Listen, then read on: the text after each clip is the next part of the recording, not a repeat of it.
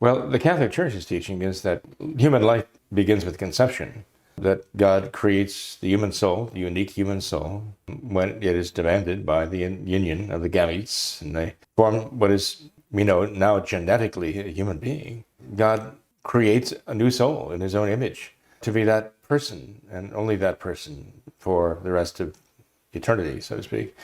So the Church says that once that conception takes place, you're dealing with a human life. You have to respect it as human life.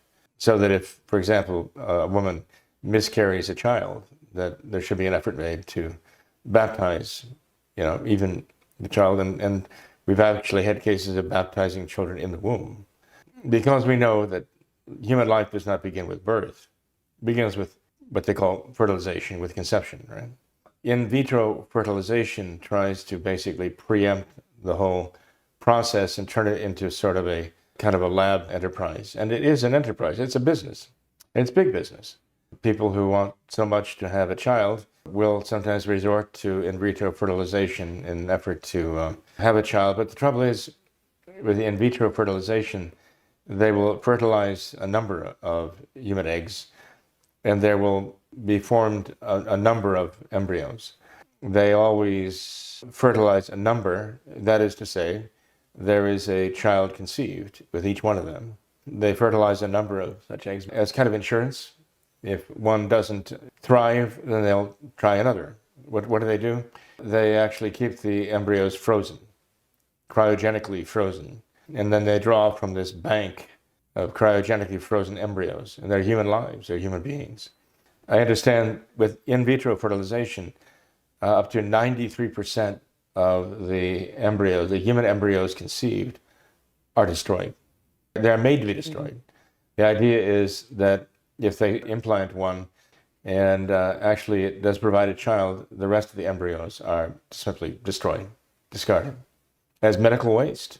So for every child born, there might be a dozen, might be, hundreds of embryos that are simply discarded. Why the one embryo they chose and implanted and they grew into a child, and the rest of them are not considered children, I don't know what kind of perverse illogical is behind that. Yeah.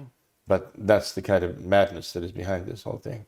And of course, there are those who say, well, for the sake of giving them the child they want, it's perfect, it's worth it. It's worth destroying 100 other embryonic children just to get that one child they want, which again is monstrous, really.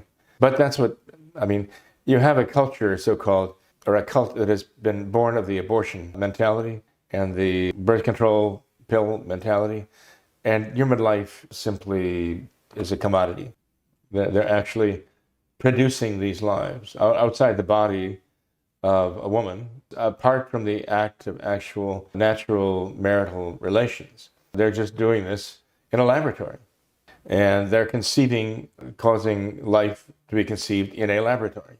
And when they succeed, they start implanting these in the womb. Perhaps the mother from whom the egg came, perhaps not even that.